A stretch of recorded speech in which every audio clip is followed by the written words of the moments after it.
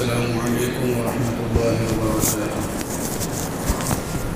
الحمد لله رب العالمين والعاقبة للمتقين والصلاة والسلام على أفضل الأنبياء والمرسلين خاتم النبيين محمد وعلى آله وصحبه أجمعين، أما بعد. أعوذ بالله من الشيطان الرجيم. بسم الله الرحمن الرحيم. تتجافى جنوبهم عن المضاجع يدعون ربهم خوفا وطمعا ومما رزقناهم ينفقون. وقال النبي صلى الله عليه وسلم: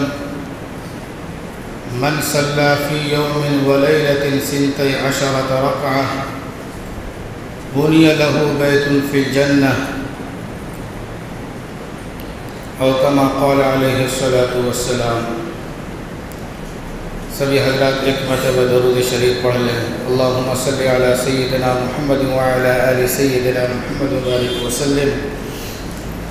تمام تعریف و توصیف اللہ رب العزت کے لیے زیبا ہے کہ جنہوں نے زمین و آسمان، چاند، سورج، ستارے، پہاڑ، غرض کے بہت ساری مخلوقات کو پیدا فرمایا، اور اسی طریقے سے درود و سلام ہو آقا مدنی محمد عربی صلی اللہ علیہ وسلم کی ذات گرامی پر، جن کا اس امت کے اوپر بڑے قربانیاں اور ان کا بڑا احسان رہا ہے.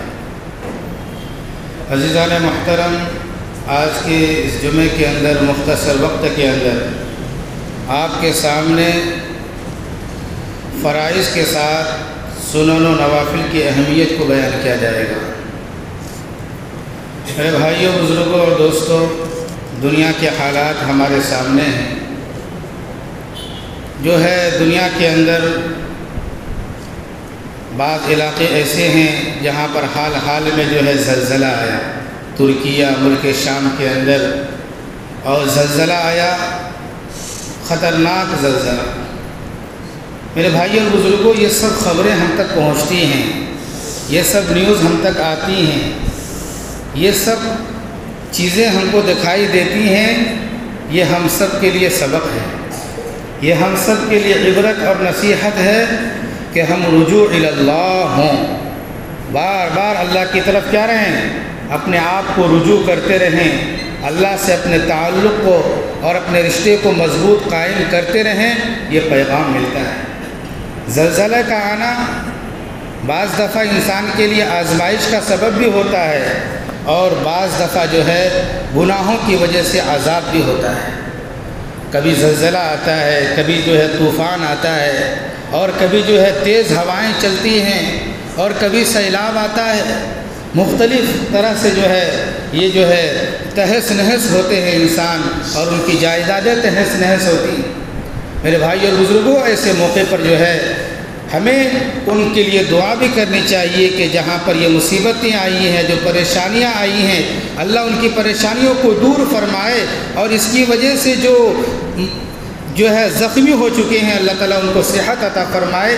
یہ جو ہے ہمیں دعائیں کرنی چاہیے، اور اس کے ساتھ ساتھ ہمیں اللہ کی طرف رجوع رہنا چاہیے، اور اللہ کی طرف اپنے آپ کو گامزن رکھنا چاہیے کہ اللہ تعالیٰ ایسی مصیبتوں سے کیا کرے؟ ہماری حفاظت فرمائے. میرے بھائی اور بزرگوں، قرب قیامت کی نشانیوں میں سے ہے کہ بکثرت زلزلے ہوں گے. پہلے کے زمانے کے اندر کبھی کبھی زلزلہ ہوتا تھا تو اس زلزلے کی تاریخ کو فخر کے طور پر کتابوں کے اندر نوٹ کرتے تھے، لکھتے تھے. لیکن جو ہے آج کل اور کچھ زمانے سے جو ہے زلزلے کا عام ہو جانا، وباؤں کا عام ہو جانا، سیلاب کا، اور اسی طرح کے مختلف قسم کی جو ہلاکتیں، تباہیاں آ رہی ہیں. میرے بھائیوں اور بزرگوں، یہ سب ہمارے کرتوت کا نتیجہ ہے، یہ سب ہمارے اعمال کا نتیجہ ہے. اس لیے ہم سب کو اپنے اعمال درست کرنا بہت ضروری ہے. ایک تو سب سے بڑا زلزلہ آنے والا ہے جب قیامت قائم ہوگی. قرآن نے بھی اس کو بیان کیا ہے، اذا زلزلت الارض زلزالها.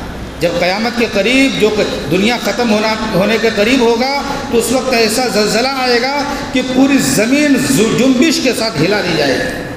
اور اس زلزلے کے تعلق سے قرآن نے یہ بھی کہا سورہ حج کے اندر، یا ایھا الناس اتقوا ربکم ان زلزلۃ الساعۃ شیء عظیم، کہ اے لوگو تم اپنے رب سے ڈرو، اپنے پروردگار سے ڈرو، یقیناً قیامت کے دن کا زلزلہ یہ بہت بھاری چیز ہے۔ تو میرے بھائی اور بزرگوں، یہ زلزلے اور قیامت کے دن کا زلزلہ سخت ترین ہوگا، لیکن ایسے مواقع کے اندر اللہ والے، ایمان والے، ایک اللہ کو ماننے والے، شریعت پر چلنے والے، اللہ کے احکام کی پابندی کرنے والے، اللہ تعالیٰ ان کو ڈر سے، خوف سے امن عطا فرمائیں گے، اور ایسے موقع پر بھی جو ہے جو اللہ والے ہوں گے، اللہ کے خاص ہوں گے اور جو ہے مسلمان ہوں گے، اللہ تعالیٰ ان کی مدد فرمائیں گے، ان کی نصرت فرمائیں گے۔ اس لیے میرے بھائیو بزرگوں، صحیح معنی میں ہمیں مسلمان بننا ہے اور صحیح معنی میں ہمیں شریعت پر عمل کرنا ہے۔ جب ہم صحیح معنی میں شریعت پر عمل کرنے لگ جائیں گے، قرآن و سنت پر عمل کرنے لگ جائیں گے، اللہ تعالیٰ ہم سے محبت کریں گے، اللہ تعالیٰ ہماری پریشانیوں کو دور کریں گے، اللہ تعالیٰ ہماری مصیبتوں کو دور کریں گے۔ اس لیے میرے بھائی اور بزرگوں، شریعت کے اندر جو احکام اللہ کی طرف سے دیے گئے ہیں، رسول کریم صلی اللہ علیہ وسلم کی طرف سے جو پیغام دیے گئے ہیں، ان پیغام کو ہمیں سننا بھی ہے، سمجھنا بھی ہے، اور اس کے بعد اس پر ہمیں عمل کرنے کی بھی کوشش کرنا ہے۔ ہم تو سن لیں گے، سمجھیں گے نہیں، تو میرے بھائی اور بزرگوں، عمل کرنے میں دشواریاں آ جائیں گی۔ اسی لیے کوئی پیغام اللہ نے دیا ہے، رسول کریم صلی اللہ علیہ وسلم نے شریعت کے اندر دیا ہے، ہمیں سننا بھی ہے، سمجھنا بھی ہے، اور اس پر عمل بھی کرنا ہے۔ اس لیے میرے بھائی اور بزرگوں، شریعت کے اندر بعض احکام وہ ہیں جو فرض ہے، شریعت کے اندر بعض احکام وہ ہیں جو واجب ہے، شریعت کے اندر بعض احکام وہ ہیں جو سنت مؤکدہ ہے، شریعت کے اندر بعض احکام وہ ہیں جو سنت غیر مؤکدہ ہے، شریعت کے اندر بعض احکام وہ ہیں جو نفل ہیں، جس کو نفل کہا جاتا ہے۔ میرے بھائی اور بزرگوں، ہر ایک کے حکم الگ الگ ہیں۔ جس طرح میرے بھائی اور بزرگوں، فرض ہے، فرض اس کام کو کیا جاتا ہے جو قطعی دلیل سے ثابت ہو، قرآن اور حدیث سے ثابت ہو، قرآن کریم کے اندر اللہ نے یہ پیغام دیا ہو کہ یہ کرنا ہے تو وہ ضروری ہے۔ جیسا کہ 5 وقت کی نماز کے تعلق سے کہ نماز پڑھنا جو ہے کیا ہے، یہ ضروری ہے، فرض ہے۔ رمضان کے روزے رکھنا کیا ہے، فرض ہے، خبر متواتر سے ثابت ہے، قرآن سے ثابت ہے، یہ عمل فرض ہے۔ اسی طریقے سے میرے بھائی اور بزرگوں، فرض کا انکار کر دینے کی وجہ سے انسان کافر ہو جاتا ہے۔ قرآن مجید کے اندر اللہ رب العزت نے جو پیغام دیا، جو حکم دیا، جو آرڈر دیا کہ اس پر عمل کیا جائے، اور اس آرڈر پہ کوئی آدمی یہ کہہ دے میں اس کو مانتا ہی نہیں، میں اس کو قبول ہی نہیں کرتا، میں اس کا انکار کرتا ہوں، اگر انکار کر رہا ہے، مانتا نہیں ہے، تو فرمایا گیا کہ قرآن کے احکام پر کا انکار کرنے کی وجہ سے وہ انسان اپنے آپ کو مسلمان کہہ رہا تھا، اس انکار کرنے کی وجہ سے اسلام سے نکل گیا، ایمان اس کے ہاتھ سے نکل گیا۔ اور میرے بھائی اور بزرگوں، بعض احکام وہ ہیں جو واجب ہیں، جو واجب کہلاتی ہیں، واجب کے انکار کرنے کی وجہ سے جو ہے انسان سخت گنہگار ہوتا ہے۔ اور اسی طریقے سے بعض احکام وہ ہیں کہ جو سنت مؤکدہ ہیں، سنت مؤکدہ کہتے ہیں ایسی سنت کو کہ جس کے اوپر تاکید آئی ہو، جس کے اوپر اللہ کے رسول نے مواظبت کو اختیار کیا ہو، پابندی سے اس سنت کو ادا کیا ہو، اور جو ہے اس کو سنت مؤکدہ کہتے ہیں۔ سنت مؤکدہ کے چھوڑ دینے کی وجہ سے میرے بھائی اور بزرگوں، جان بوجھ کر بار بار چھوڑنے کی وجہ سے انسان کیا ہو جاتا ہے، گنہگار ہوتا ہے۔ اس لیے بلا عذر سنت مؤکدہ کو بھی نہیں چھوڑنا چاہیے۔ اور اسی طریقے سے بعض سنت غیر مؤکدہ ہیں، سنت غیر مؤکدہ ان سنتوں کو کہا جاتا ہے کہ اللہ کے رسول صلی اللہ علیہ وسلم نے کبھی ان سنتوں کو پڑھا ہے اور کبھی ان سنتوں کو چھوڑ دیا ہے، تو جو ہے اس کے پڑھنے پر ثواب ہے، نہ پڑھنے پر کوئی گناہ نہیں ہے۔ سنت غیر مؤکدہ وہ ہے کہ اگر پڑھ لیں گے اس کے اوپر ثواب ملے گا، نہ پڑھیں گے اس کے اوپر گناہ نہیں ملے گا۔ اور اسی طریقے سے نفل نماز ہے، نفل نماز کے تعلق سے یہ حکم ہے جو فقہی اصطلاح کے اعتبار سے دیکھا جائے تو نفل زائد کام کو کہا جاتا ہے، نفل پڑھیں گے تو بھی ثواب ملے گا، نہ پڑھیں گے تو گناہ نہیں ملے گا۔ تو شریعت کے اندر بعض احکام فرض ہیں، بعض واجب ہیں، بعض سنت مؤکدہ ہیں، بعض جو ہے سنت غیر مؤکدہ ہیں، بعض نفل ہیں۔ میرے بھائی اور بزرگوں، 5 وقت نماز ہمیں دیا گیا ہے۔ 5 وقت نماز کے اندر فرض کم ہے، فجر میں 2 رکعت فرض ہے، ظہر میں 4 رکعت فرض ہے، عصر میں 4 رکعت فرض ہے، مغرب میں 3 رکعت فرض ہے، عشاء میں 4 رکعت فرض ہے۔ یہ فرض ہے میرے بھائی اور بزرگوں، فرض کا پڑھنا بے حد ضروری ہے۔ اگر فرض کے اندر کوئی کوتاہی کر رہا ہے تو وہ سخت گنہگار ہوگا، وہ سخت مجرم ہوگا اللہ کی نظر میں۔ اس لیے میرے بھائی اور بزرگوں، فرض کا اہتمام کرنا ضروری ہے، اور کسی وجہ سے اگر کسی کا فرض چھوٹ گیا تو اس کی قضا کرنا کیا ہے، یہ ضروری ہے۔ واجب اگر چھوٹ گیا اس کی قضا کرنا بھی کیا ہے؟ ضروری ہے۔ تو میرے بھائی اور بزرگوں، فرض کا جہاں پر اہتمام کرنا ہے وہیں پر واجب کا بھی اہتمام کرنا ہے۔ نمازوں کی رکعات کو ہمیں سمجھنا چاہیے کہ کن نمازوں کے اندر کتنی رکعتیں ہیں، اور اللہ کے رسول صلی اللہ علیہ وسلم جو ہے کتنی رکعتیں جو ہے نماز سے پہلے اور نماز کے بعد پڑھا کرتے تھے۔ ہمیں ان تمام رکعتوں کو پڑھنے کی کوشش کرنی چاہیے۔ کیوں میرے بھائی اور بزرگوں؟ ایک ہوتا ہے رابطہ اور ایک ہوتا ہے ضابطہ۔ ضابطہ کیا ہے؟ اس کو مثال کے ذریعے یوں سمجھ لیں کہ ایک آدمی ہے، وہ آپ کے دکان میں کام کر رہا ہے، آپ روزانہ اس آدمی کو اس کام کرنے کی وجہ سے 8 گھنٹہ ڈیوٹی کرنے کی وجہ سے آپ روزانہ اس کو کتنا دیتے ہیں؟ 500 روپیہ دیتے ہیں، اس کی مزدوری ہے 500 روپیہ آپ روزانہ اس کو دیتے ہیں۔ اور اسی طریقے سے وہ روزانہ آپ کی دکان میں کام کر رہا ہے، اور روزانہ کام کر رہا ہے، ایک دن جو ہے وہ آپ کے دکان میں کام کرنے والا شخص سست بیٹھا ہوا ہے، چہرہ مرجھایا ہوا ہے، مالک نے اس کو دیکھ لیا کہ کام والے کا چہرہ کیا ہے؟ بدلا ہوا ہے اور جو ہے چہرہ مرجھایا ہوا ہے۔ اس کام والے سے اس کے مالک نے پوچھا کہ بھائی خیریت تو ہے نا، کیا ٹینشن اور کیا ڈپریشن، کیا حال ہے آپ کی، ذرا بتاؤ تو صحیح۔ تو وہ مزدور کہتا ہے کہ بھائی کوئی بڑی بات تو نہیں ہے، میں تو روزانہ آپ کے پاس کام کر رہا ہوں، روزانہ آپ مجھے 500 روپیہ دیتے ہیں، لیکن کچھ دن کے اندر میری بیٹی کی شادی آنے والی ہے۔ میری بیٹی کی کیا آنے والی ہے؟ شادی آنے والی ہے، اس کے بڑے اخراجات ہیں، بیٹی کو رخصتی کرنے کے بڑے خرچے نظر آ رہے ہیں۔ اس تعلق کو سوچ کر جو ہے میں کیا ہو رہا ہوں؟ پریشان ہو رہا ہوں۔ تو اس کا مالک جو ہے اس کے دل کے اندر کیا پیدا ہو گئی؟ ہمدردی پیدا ہو گئی، اور اس نے کہا کہ یہ لو 10,000 روپیہ میری طرف سے ہے، تم اس کو لو اور اپنی بیٹی کی رخصتی کے اندر اس کو کیا کرو؟ استعمال کرو۔ تو ضابطہ کیا تھا؟ روزانہ کام کرنے پر 500 روپے ملنا، لیکن مالک سے رابطہ ہو گیا۔ مالک سے کیا ہو گیا؟ رابطہ ہو گیا، اور رابطہ ہونے کی وجہ سے مالک کے دل کے اندر کیا آ گئی؟ ہمدردی آ گئی۔ جب مالک کے دل کے اندر ہمدردی آ گئی تو انہوں نے بطور خاص اس 500 جو روزانہ ملتا ہے اس کے علاوہ ایسے ہی یوں ہی ہدیہ اور گفٹ کے طور پر جو اس کے مالک نے کتنا دے دیا ہے؟ 10,000 روپیہ دے دیا ہے۔ ایسے ہی میرے بھائی اور بزرگوں، اللہ رب العزت نے ضابطے کے طور پر فرائض دیے ہیں کہ ہمیں فرائض کو ادا کرنا ہے۔ فرائض کے ساتھ ساتھ اگر ہم سنت و نوافل کا بھی اہتمام کریں گے تو اس سے اللہ سے رابطہ قائم ہو جائے گا۔ اس سے اللہ سے کیا ہو جائے گا؟ رابطہ قائم ہو جائے گا۔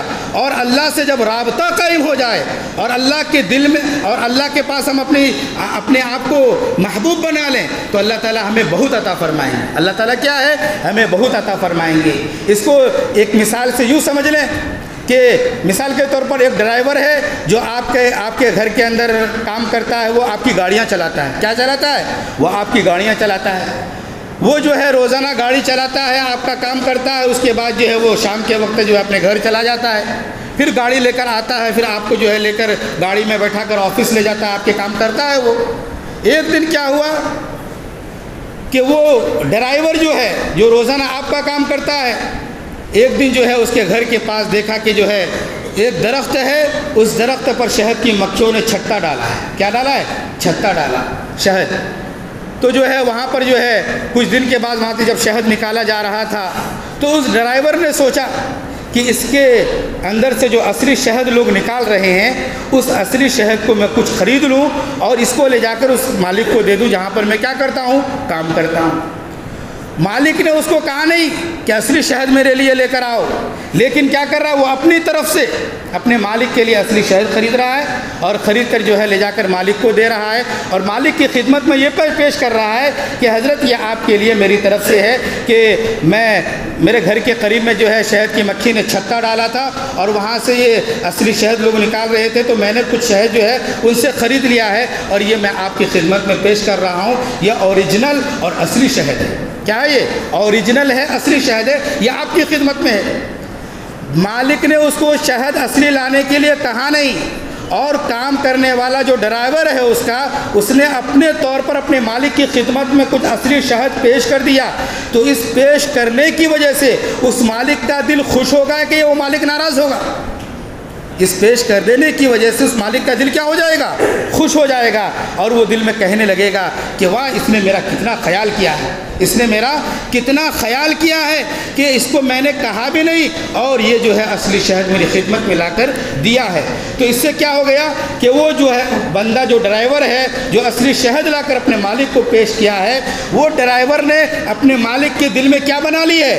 جگہ بنا لی ہے، اور جو ہے اس مالک کو ڈرائیور سے ایک طریقے کی کیا ہو گئی؟ فطری محبت ہو گئی کہ میں نے کچھ کہا بھی نہیں ہے لیکن یہ لا کر دیا ہے۔ میرے بھائی اور بزرگوں، اسی طریقے سے اللہ رب العزت کا ایک ضابطہ ہے اور اللہ رب العزت کا ایک رابطہ ہے۔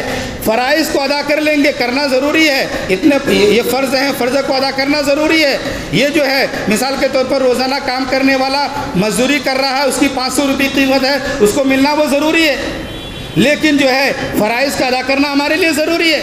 اس کے علاوہ اگر ہم سنت کو ادا کریں گے، اس کے علاوہ اگر ہم نوافل کو ادا کریں گے، اس سے اللہ سے رابطہ پیدا ہوگا۔ اس سے کیا ہوگا؟ اللہ سے رابطہ پیدا ہوگا، اور اللہ کے دل میں ہم اپنی جگہ بنا لیں گے تو اللہ تعالیٰ بہت زیادہ ہم سے کیا ہو جائیں گے؟ خوش ہو جائیں گے، اور اللہ تعالیٰ ہمیں بہت ساری نعمتوں سے نوازیں گے، اور اللہ کی نظر میں ہم باعزت اور مکرم رہیں گے۔ اس لیے میرے بھائی اور بزرگوں، 5 وقت کی نمازیں ہم پڑھتے ہیں، عام طور پر ٹوٹل نمازوں کی تعداد ہمیں یاد رہنی چاہیے تاکہ ہم ان ٹوٹل نمازوں کو پڑھ کر جو ہے اللہ کا قرب کو حاصل کر لیں۔ میرے بھائی اور بزرگوں، فجر کی نماز کے اندر ہم 4 رکعت پڑھتے ہیں، 2 رکعت سنت ہے، 2 رکعت فرض ہے۔ فجر کی نماز میں 2 رکعت جو سنت ہم ادا کرتے ہیں، یہ سنت مؤکدہ ہے۔ یہ سنت کیا ہے؟ سنت مؤکدہ ہے، اور اللہ کے رسول صلی اللہ علیہ وسلم پابندی کے ساتھ ان سنتوں کا کیا کیے ہیں؟ اہتمام کیے ہیں اور پڑھنے کا حکم دیے ہیں۔ فرمایا گیا ہے کہ فجر کی نماز سے پہلے 2 رکعت سنت، اور ظہر کی نماز سے پہلے 4 رکعت سنت، ظہر کے بعد 2 رکعت سنت، اور اسی طریقے سے مغرب کے بعد 2 رکعت سنت، اور جو ہے عشاء کے بعد 2 رکعت سنت۔ یہ جو سنتیں ہیں، یہ سنت مؤکدہ کہلاتے ہیں۔ حدیث کے اندر آتا ہے کہ جو 12 رکعت سنت مؤکدہ ہیں 5 وقت نماز کے اندر، 5 وقت نماز کے اندر کیا ہیں؟ 12 رکعت سنت مؤکدہ ہیں۔ اللہ کے رسول صلی اللہ علیہ وسلم نے بیان فرمایا ہے، جو 12 رکعت سنت مؤکدہ کا اہتمام کرے گا، بنی لہ بیت فی الجنہ، اس کے لیے جو ہے جنت کے اندر محل بنایا جائے گا، اس کے لیے جنت کے اندر شاندار محل بنایا جائے گا۔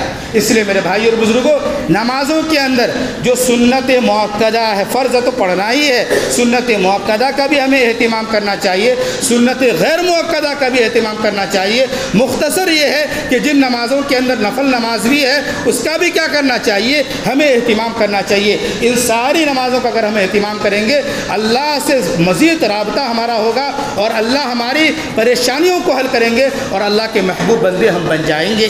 تو میرے بھائی اور بزرگوں، فجر میں کتنی رکعت ہیں؟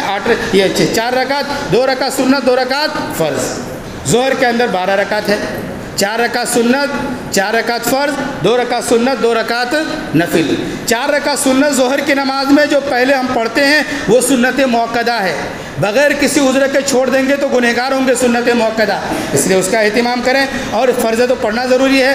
ظہر کی نماز کے بعد 2 رکعت سنت، یہ بھی سنت مؤکدہ ہے۔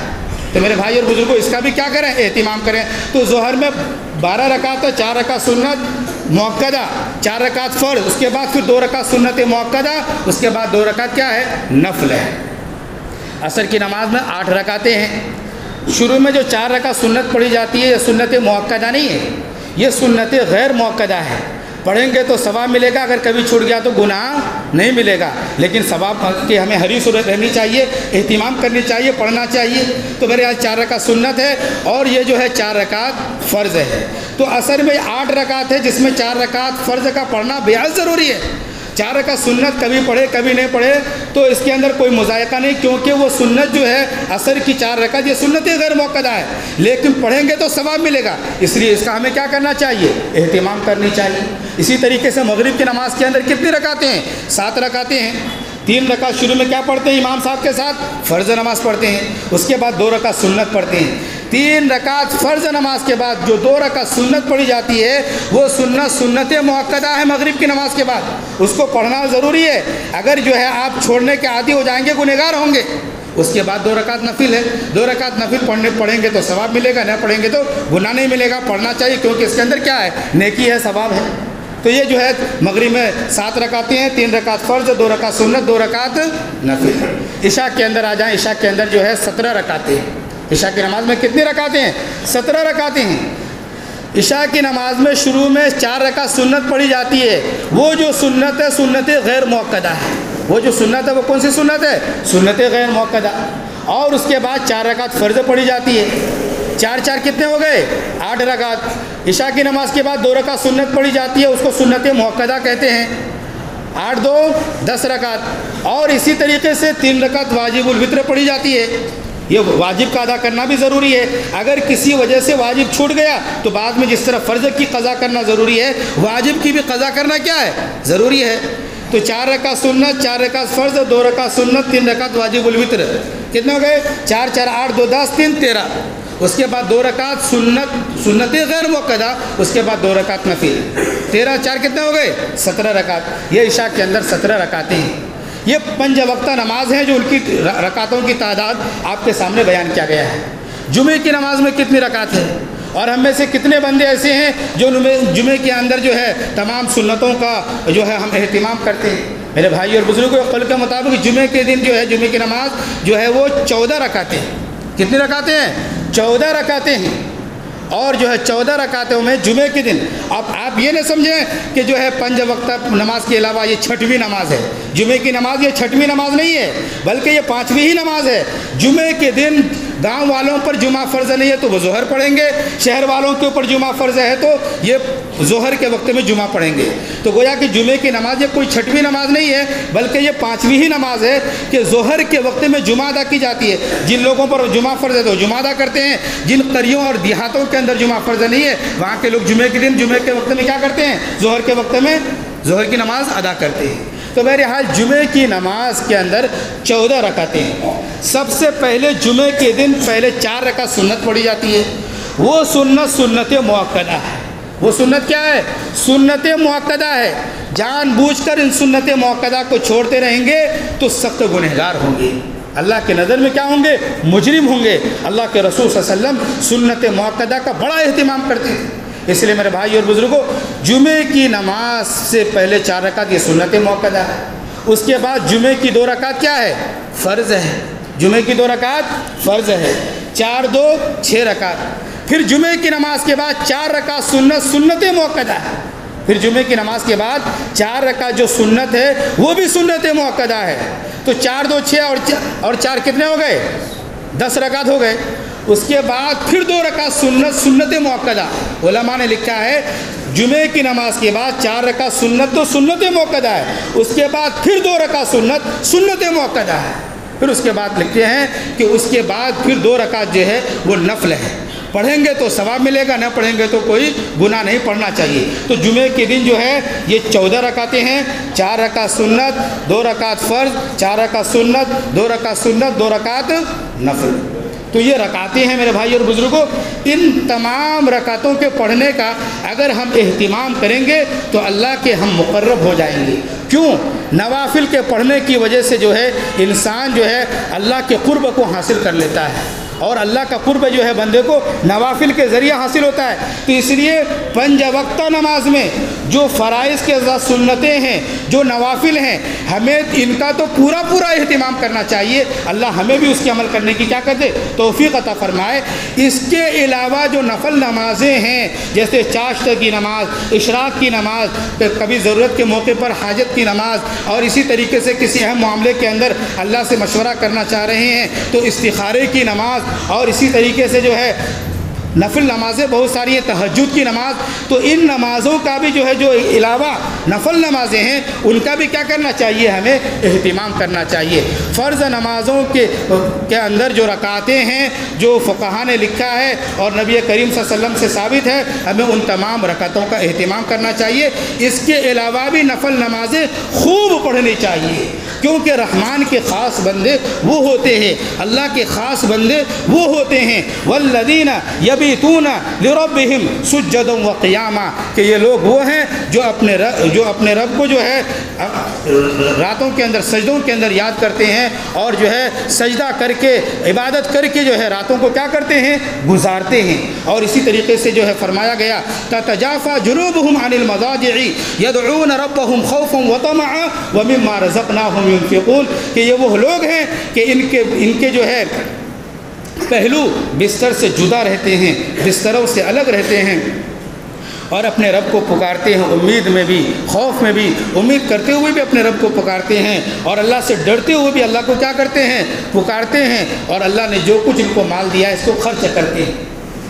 یہ رات گزارنے کے تعلق سے بستروں سے اپنے پہلو کو الگ رکھتے ہیں۔ یہ وہ کون لوگ ہیں جو راتوں کو اٹھ کر نفل نمازوں کا کیا کرتے ہیں، اہتمام کرتے ہیں۔ مفسرین نے لکھا ہے تہجد پڑھتے ہیں، اور تہجد پڑھ کر اللہ کو کیا کرتے ہیں، یاد کرتے ہیں۔ تو میرے بھائی اور بزرگوں، نفل نمازوں کے ذریعے انسان کا تعلق اللہ سے جو ہے ضابطے سے بڑھ کر رابطے میں آ جاتا ہے، کہ نفل نمازوں کا اگر ہم خوب اہتمام کریں گے اللہ سے ہمارا رابطہ مضبوط ہو جائے گا، اور اللہ تعالیٰ ہماری ہر پریشانی کو اور مصیبتوں کو اللہ تعالیٰ کیا فرمائیں گے، دور فرمائیں گے۔ اور ایک بات میرے بھائی اور بزرگوں، وقت تقریباً ہو چکا ہے، چند باتیں میں آپ کے سامنے عرض کر دوں، وہ یہ ہے کہ نمازوں کے اندر تلاوت کا اہتمام کیسے ہونا چاہیے۔ میرے بھائی اور بزرگوں، ایک مسئلہ یاد رکھیں، امامت کی نماز میں امام کو قرات کیسے کرنی چاہیے۔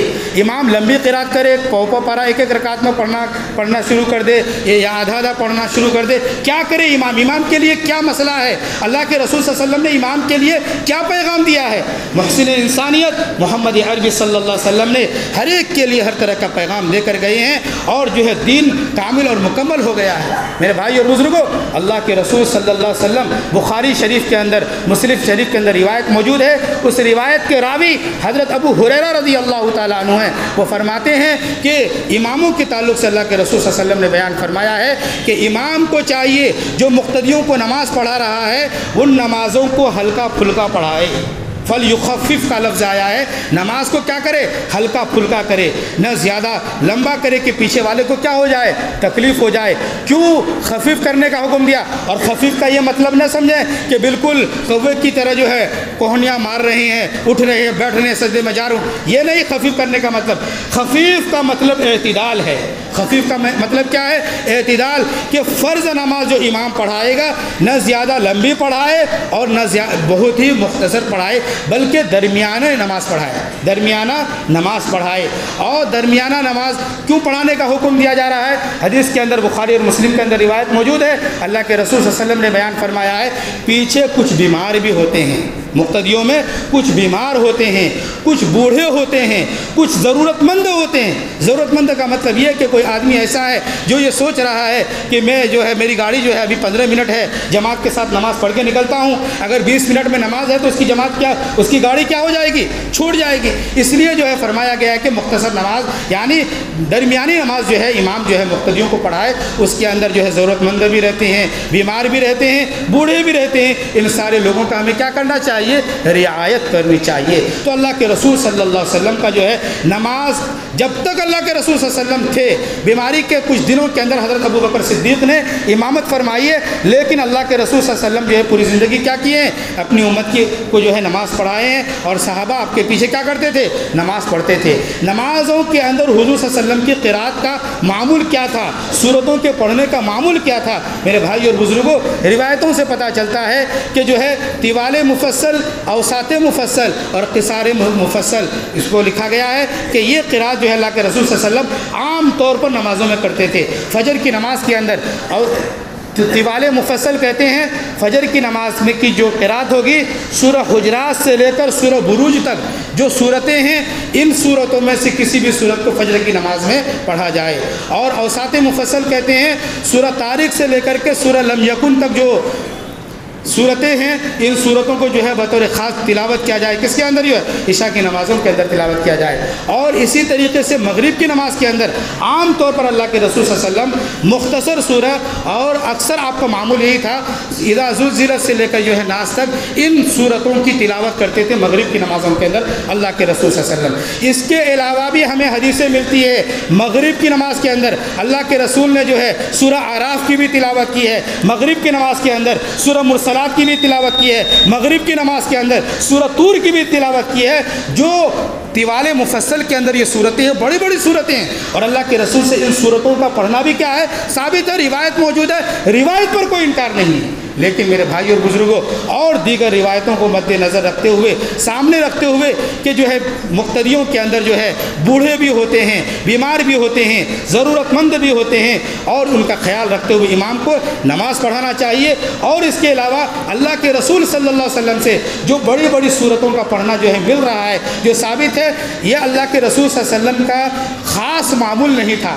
کبھی کبھی اللہ کے رسول صلی اللہ علیہ وسلم کیا ہے بڑی بڑی صورت بھی کیا ہے مغرب کی نماز میں پڑھ دیتے تھے، لیکن اکثر معمول ہمارے آقا محمد عربی صلی اللہ علیہ وسلم کا جو تھا مغرب کی نمازوں کے اندر وہ چھوٹی صورتوں کے پڑھنے کا اکثر معمول تھا، اور جو اکثر ہوگا ہمیں اسی کے اوپر عمل کرنا چاہیے، اور خاص کر کے امام کو مقتدیوں کی کیا کرنی چاہیے رعایت کرنی چاہیے۔ یہ وہ پیغام تھے جو احادیث کے اندر بیان کیے گئے ہیں، جو آپ کے سامنے رکھا گیا ہے، اور بھی کچھ باتیں انشاءاللہ آئندہ بیان کیا جائے گا۔ اللہ رب العزت سے دعا فرمائے اللہ تعالی ہم تمام لوگوں کو فرائض و سنن و واجبات اور اسی طریقے سے نفل اور مستحبات کی پیروی کرنے کی اور اس پر عمل کرنے کی توفیق عطا فرمائے، اور نمازوں کو اس کے وقت پر اللہ تعالی ہم سب کو ادا کرنے کی توفیق نصیب فرمائے۔